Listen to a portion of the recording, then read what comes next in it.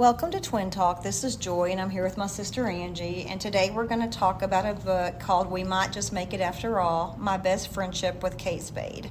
So, Angie, have you ever heard of Kate Spade? I have heard of her. I know very little about her, but yes, I've heard of her. What all do you know about her? Isn't she David Spade's sister-in-law? Yes. And she's famous. I always think of purses for some reason. Is she a designer? She designs like purses? Yes. Probably among other things, I'm guessing. Yes, very And good. I do believe she's no longer with us. She already passed. Yes. Yeah. So this book was written by Elise Aarons. And so there's a show I like to watch on YouTube. It's one of those shows, like, I don't remember what it's called, Homeworthy or something like that. And they go into people's homes who have beautiful homes, and then, like, the person takes you through. Well, this lady named Elise Aarons had this apartment in New York City, and I absolutely loved everything about the apartment. And I'm like, who's Elise Aarons? And she did mention, I believe in the show she mentioned Kate Spade a couple times and Andy Spade. So Andy was Kate's husband, and I didn't know that he's kind of famous in his own right. He was like a pretty famous advertising exec, and he was a bigwig in their company. And anyway, she mentioned him a few times. And I put two and two together and did some research and figured out that she and Kate Spade were best friends and that they founded this company together. And then I saw she had written a book, and so I got it on Amazon. So I'm going to read. Okay, so this is her best friend that wrote this book. Yeah, so this is Kate Spade's best friend writing the book. I think it was 7 years after her death. So I'm going to read the summary. When Elise Aarons first met Katie Brosnahan in a University of Kansas dorm room, she had no idea that this polo shirt-wearing Missouri girl would not only become her best friend, but also change the course of her life. Back then, Katie and Elise were preoccupied with frat parties and the Mary Tyler Moore Show. Within a decade, they'd be scraping by in New York City, working day jobs to spend nights building a new line of handbags that would one day revolutionize the accessories industry. We Might Just Make It After All brings us on the roller coaster of adventures and misadventures with the best friends the best friends embarked on, from transferring colleges on a whim to falling in and out of love with suitors, cramming into roach-infested Hell's Kitchen apartments, and eventually designing the chic, simple bag that would launch the pair to global fame. Through it all, Katie and Elise's friendship remained unshakable. So right off the bat, the name of the title, We Might Just Make It After All, My Best Friendship with Kate Spade, unless I missed it, so I listened to this on Audible, unless I missed it, I'd still not really get the title. It's still a mystery to me. We Might Just Make It After All. I was curious what she was referring to when I heard you say the title. Okay, well, I highly recommend the book. Even if you even don't know who Kate Spade is, it's really cool, especially people out there wanting to start a business. So what happened was she worked for a fashion magazine, and she was always having to get accessories together for her boss, and she never could just find like simple, cool handbags that didn't cost a mint. All the designer bags were like thousands of dollars, and they weren't even really what she wanted for the different photo shoots. So finally one day she said, why don't we just make the bag? And this whole book is the story of how Kate really came up with the idea and Elise helped implement the ideas, and how they started this multi-billion-dollar company? Well, anyway, it was a big, huge, worldwide success, but it takes you from the very first step of the inception of the idea all the way through to selling it to like your big league stores like Macy and things. And to me, that's what was so fascinating, was to step by step just to see how much sacrifice, how much time, how much work was involved in it. Now, I don't know if you know, but she did take her own life. She died by suicide. And if people are wanting to read the book and find out why she committed suicide or what was going on, you're going to be disappointed, because Elise just briefly mentions it at the very end, and all she said was she knew that Elise had been battling with depression near the end of her life. And seriously, that's basically all she said. No ideas on what was going on or why it happened to happen at that time. The 99.9% of the book is just their business from beginning to end and their friendship. Okay, that's good to know, because one of my first questions about the book was, how much, was she battling depression, and how did they, like what experiences do they have together that maybe Elise could see, like a foreshadowing or anything. I know. That's the only thing I was disappointed in, was I wanted more insight. I wanted to hear Elise say what she thought happened. Right. And here's another thing. Kate and her husband were separated at the time. They were living a few blocks apart, and she did write a suicide note, and it was to her daughter, and it said something to the effect of, "I'm so sorry. You're not responsible for this, and if you want to know what's happened, ask your dad." Oh, wow. I know. I was like, ouch. And here's another weird thing, and you may have seen this on the news, but like days following the suicide, of course the cameras were following her estranged husband everywhere, Kate Spade, and he was wearing it was one of those adventurer's masks. It's the mouse from, what is that cartoon called, where it's a mouse and he has on a scarf, and the adventurers, I've never seen it, but he had on this mouse mask, and it reminded me of, have you ever seen Breakfast at Tiffany's? No. Okay, Breakfast at Tiffany's, it's like Audrey Hepburn and the guy, they dare each other to steal something, and they steal like these little masks, caricature masks, and walk out the store, and it reminded me of one of those old vintage masks, and everyone's like, your wife just killed herself, and you're walking to your car with this really weird rescuer's mask on, or whatever. It's like a mouse. And some people even said that it, at the bottom of the mask, like it had a red scarf, like the mouse wore in the cartoon. Okay. And then it was associated with sex trafficking, but that's a whole nother, we could go into a whole nother conspiracy theory. But anyway, so I highly recommend the book for people who especially are starting businesses or who are just interested in celebrities. So that makes me think, just as an outsider looking in, that she might have been worried that people thought, oh, you're capitalizing on this tragedy and you're trying to make money off your friend's death. And by her not mentioning it and just talking solely about their success, and that maybe she's hoping, that was her goal, was just to show their story from beginning to end, and just how you can be successful. And I could see that. And I think another reason, I think one thing she did mention was that she was constantly asked, what happened? Because, they were so close, everybody just assumed she knew the story.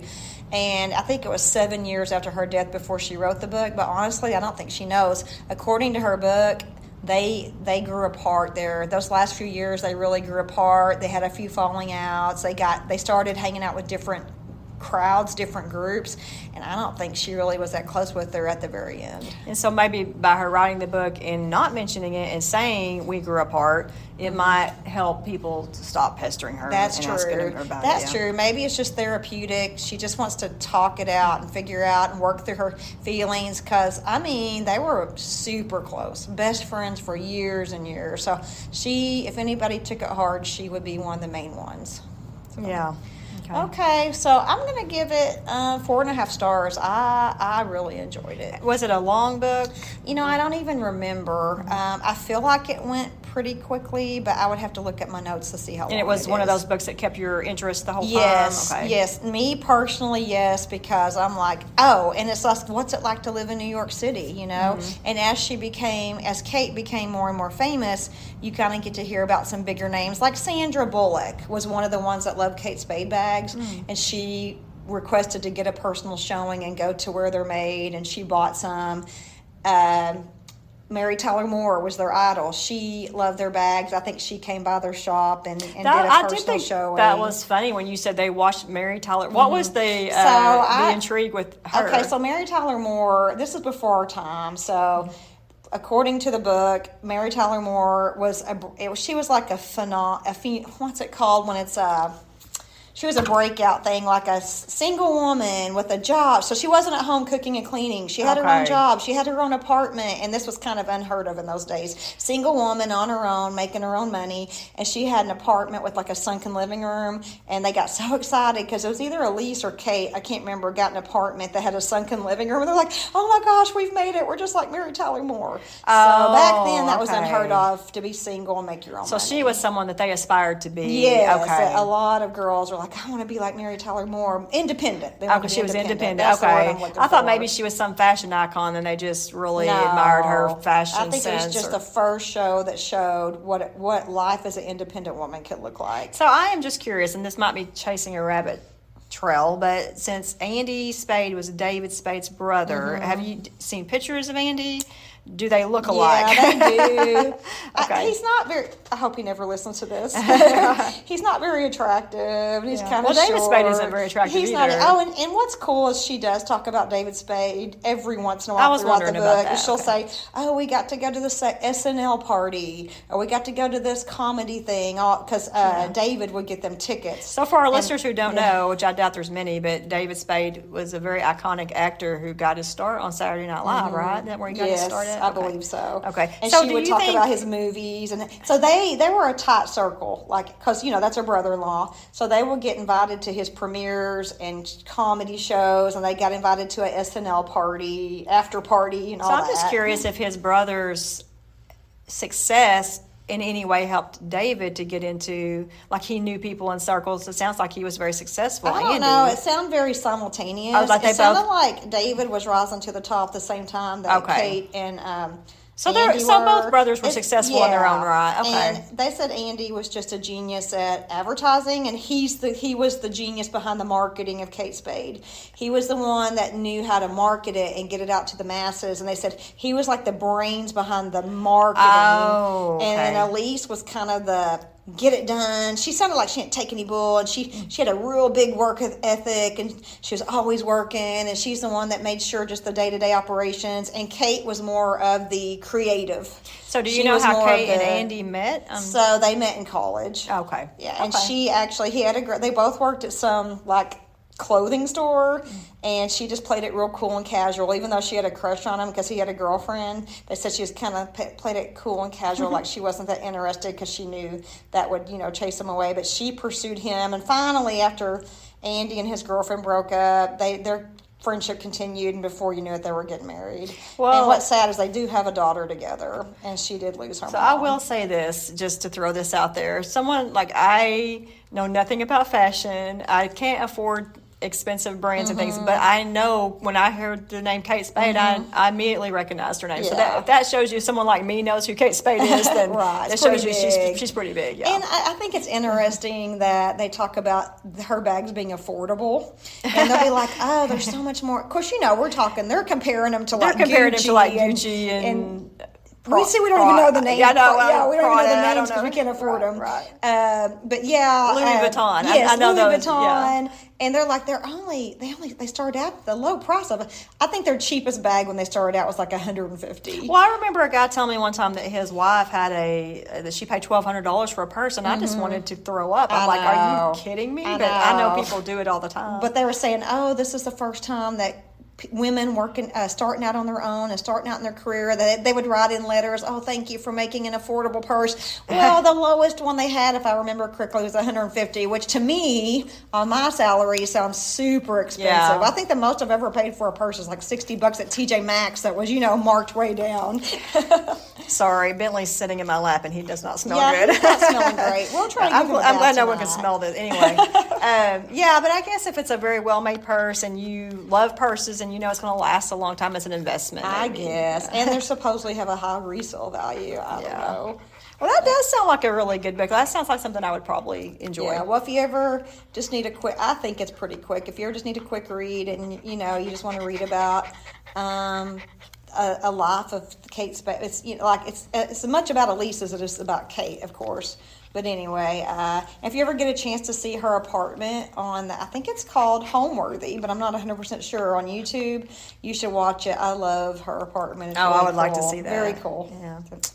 Okay, well, I guess that's everything. Thank you so much for Well, joining in. Oh, no, wait, no, we've got no. something big to talk about. Yeah, so this is This is our 99th episode. This is our 99th Twin Talk episode. Yes. And we want to celebrate Yes. with our listeners because we're getting ready to hit a really big landmark. So our next episode will be number 100. Mm-hmm. And we want you, our faithful Twin Talk listeners, to guess what book we're going to be doing for our 100th episode. And we hope to have it recorded by mid-August, right? Yes, and so if you will please August. go into our Facebook page, which we always have linked in to under the episode, and say your guess for what book you think we are doing for Twin Talk, our 100th episode.